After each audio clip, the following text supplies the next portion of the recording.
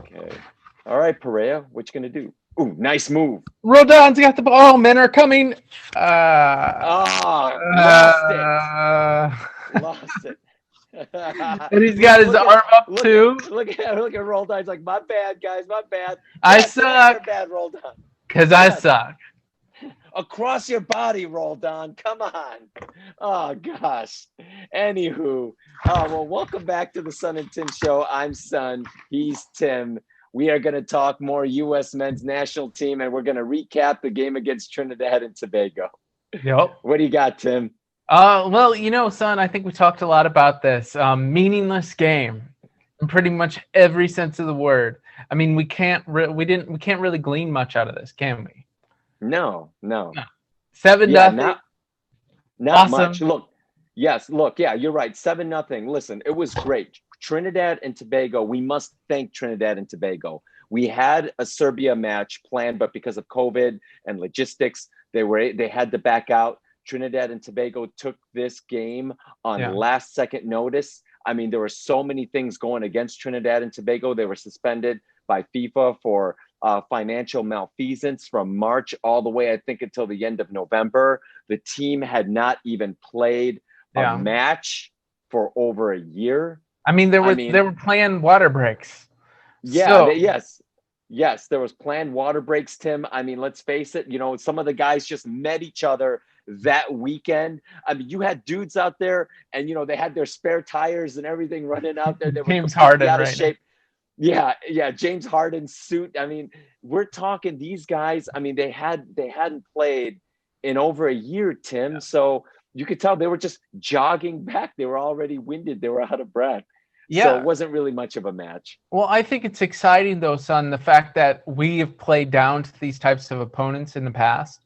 So we really stepped on their throat, and we did it early. So, I mean, 72% of the time we had possession. We had 19 total shots compared to their only 2. 12 shots on goal compared to 1. So these are positives, man. A lot of times, especially with the U.S. national teams, like I said, we play down to our competition. Yes. I'm excited.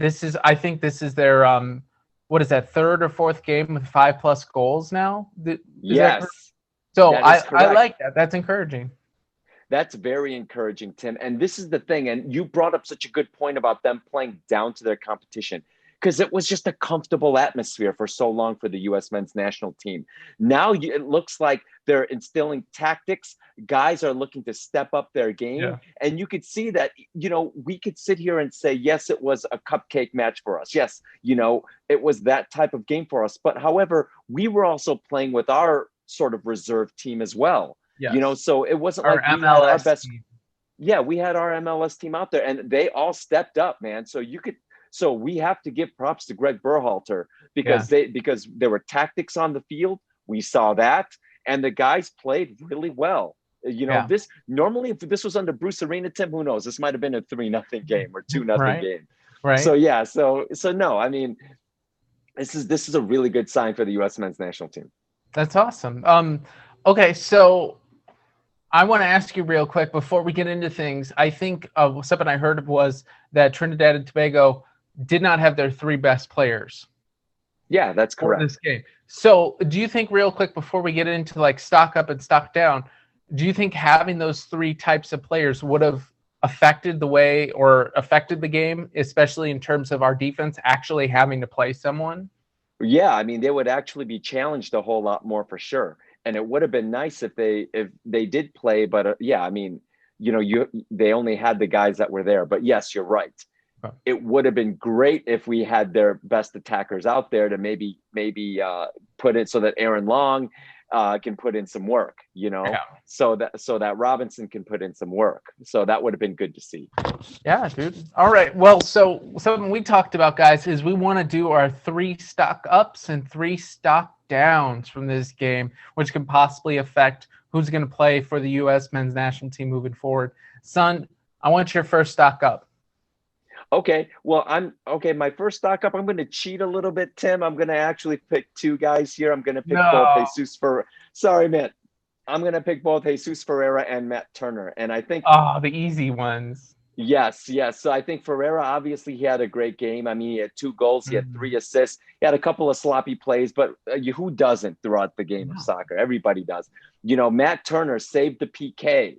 That was Yeah. huge. That was huge. He saved the PK. And then, I mean, he looked fairly comfortable with the ball on his feet. I mean, it's going to take some time. And by the way, Matt Turner's story is incredible. I mean, just the fact that he didn't really take up soccer until he was a teenager. True Yeah. story, Tim. Hey, Tim, true story. Do What? you remember when we watched, it was the 2010 World Cup and Yeah. Oh Landon yeah. Donovan hit that?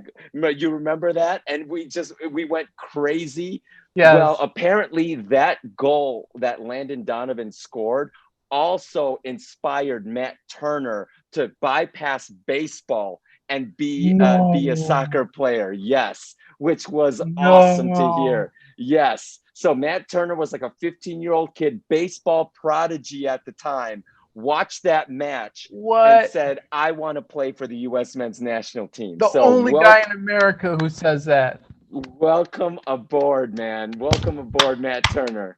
So so anyways, so those are the two guys that I had I up mean, at the top. I talked to you about Ferreira. I mean, we have the law office of Herrera, Ferreira, and Perea here at for the men's national team. So we got a lot of these people. So I know I was confused. Who am I watching? What's going on? But Yeah. Ferreira had a couple really nice balls. I know I talked to you about that nice footwork in the box to set up Areola on the third goal. That was really impressive to me to just maintain that type of concentration. And he was just Yes. really involved all over the place. So it was pretty cool. Yeah. Yeah, I like Perea. I know that he gave up the high cleat and was the reason why they were awarded the penalty kick. Um, but I thought Perea did well. He looked a little nervous, to be honest. Yeah. It was his first game, so you would expect him to play a little bit tight. But he was the one guy who I saw, like we showed in the clip beginning, who was actually dribbling out of trouble. He was the one guy that really showed that level of competency on the field. Yes. Well, hopefully we see him on the men's national team as we move forward. So at least I hope we see him in Olympic qualifying and all that stuff. Yes. I gotta give a little props to Sam Vines. Yes. Here. I mean, he was a little. He did get pickpocketed. He was a little sloppy. I mean, but he had a beautiful ball up the channel, up the left channel. I think for the first goal. Yes. And that was picture perfect. So I gotta give him major props for that. He was. Yeah.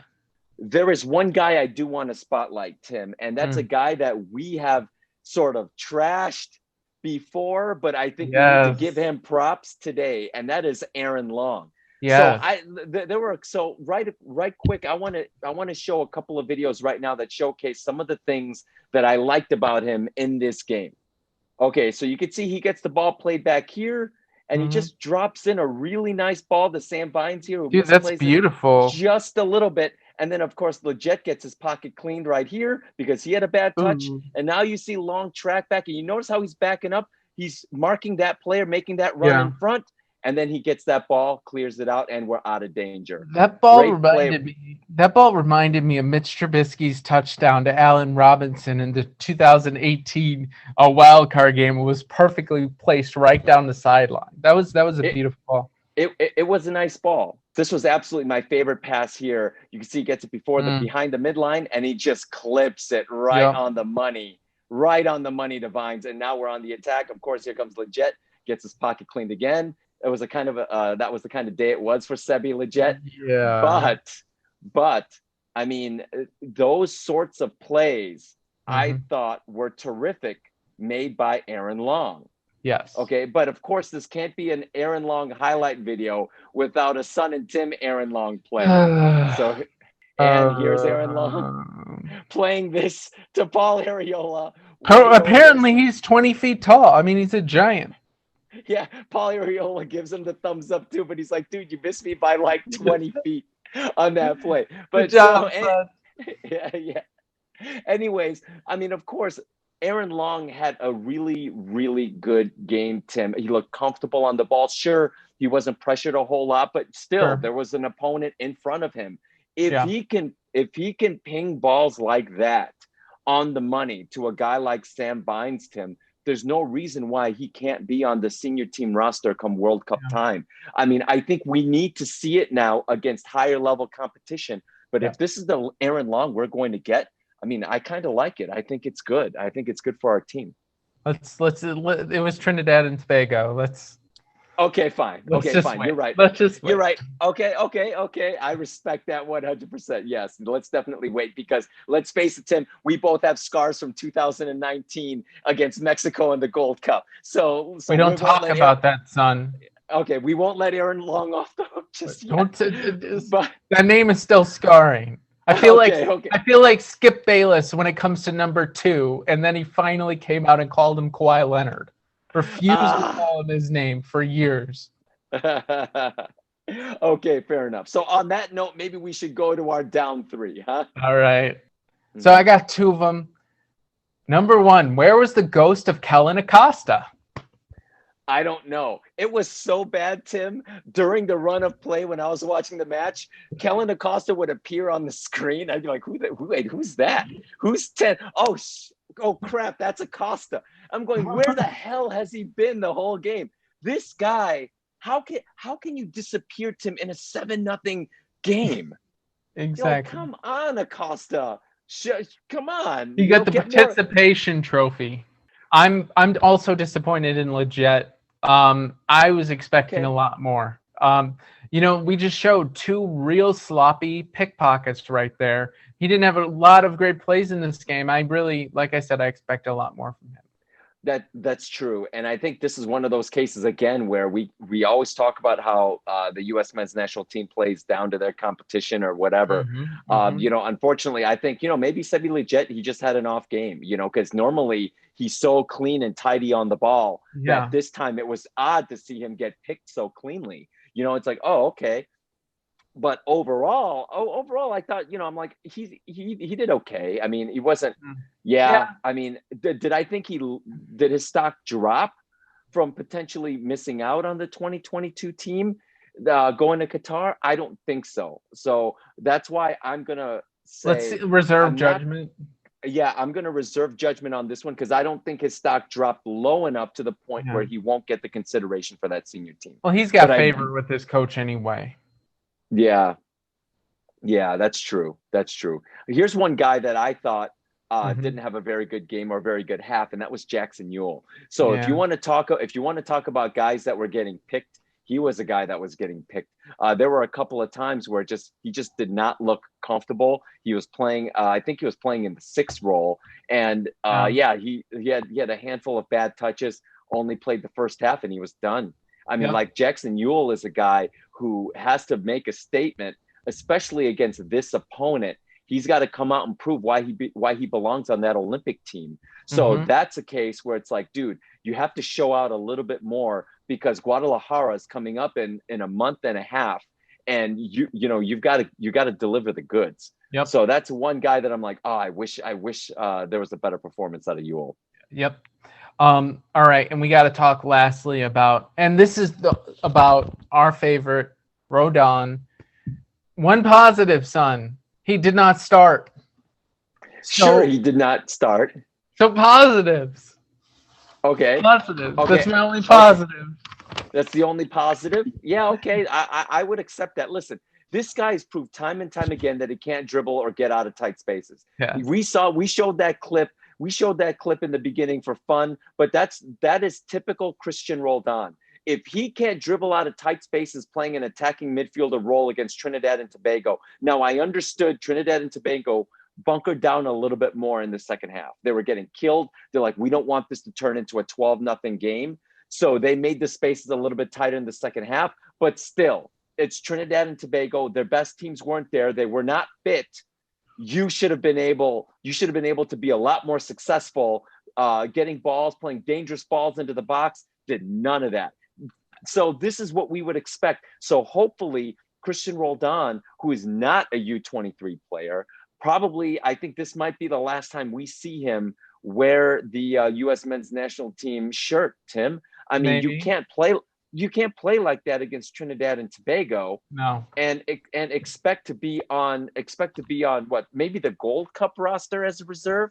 Okay, maybe he'll do that. But still, I mean, definitely not the World Cup roster. I've Definitely seen not some the weird senior roster. things, bro, but I agree with you. Okay, Well, yeah, but so looking ahead, Tim, yep. looking ahead really quick then, what's next for the U.S. men's national team? Olympic qualifying in Mexico mid-March, right? Mm-hmm. Yes. Yes. Well, So and we've got something weird. Maybe a lot of people don't understand this. Maybe it was just me. Why? Obviously, I'm assuming COVID is the reason why they didn't do Olympic qualifying last year. of course. And they also have a March. friendly coming up at the end of March. Mm-hmm. So the hope is that they can actually schedule a good opponent Are we going to that see our can. European players there? Let's Yes. hope. So this is why it's going to be this is why this has to be the game for us fans, Tim, is that we get the European players back. We need to play a strong opponent now. Do you think it's maybe a South American opponent? Hey, I hope so. I hope, what I really would have hoped, Tim. My hope was that the U.S. men's national team would have been invited to the Copa America, which is the Mm-hmm. South American tournament. We were invited and played in it in 2016 because Yeah. we were the host country, and that's when you get to play the Brazils and the Argentinas and the Chiles of the world. And we would have benefited so Do you much remember what from playing in happened? What that. happened during that? Do you remember? We finished in fourth place in that Nice. tournament, Tim. Yeah, but here's the problem. We ran into Argentina, and at that game, we ran into Argentina in the semifinals. That game frustrated me so much because all of the Fox analysts were saying that the U.S. meant that USA was going to win that match, and I was thinking, hell no, they're going to win that match. I hope they win that match, Alexi but Lawless. clearly the better team was Argentina. If you go Yeah. back and rewatch that match, Tim, which unfortunately I have done, you could clearly see the difference in Yeah. the style of play between the two teams. It was like night and day. Yeah. So the hope is that now that we have this identity, now that Berhalter wants to instill this identity in the U.S. men's national team, it would have been great for us to go down to that Copa America tournament and play in that. Unfortunately, I think this year they invited, I think, Australia and another team, but it wasn't us. And I hear the next Copa America, they're going to expand it from 12 teams to 16 teams. So Okay. hopefully we'll be a regular invitee to this tournament so we can play the Argentinas and the Brazils and the Uruguays of the world, because that's what's going to make us like a Yeah. top level world-class team. Yeah. Exactly. Awesome. So that's it. All right. So I Well, think we're gonna look over probably in the future, upcoming weeks. We're gonna look over and maybe predict the men's national team roster for the Olympic qualifier. And yeah, any other thoughts moving forward? No, that's it, Tim. I mean, it was a fun game. We didn't really learn much from Trinidad and Tobago, but hopefully, we'll get World Cup not World Cup, but Olympic qualifying, and we'll get some better games there. I'll take a 7-0 score, dude. That's true. I will too. I'm not used to this. I'm not used to this level of success, Tim. All right, guys. Awesome. Well, right. Once again, thank you for watching The Sun. He's Sun. I'm Tim's show. Please hit like. Please hit subscribe. Click that bell. It'll really help us as a new YouTube channel. Have a wonderful day. Take care, guys.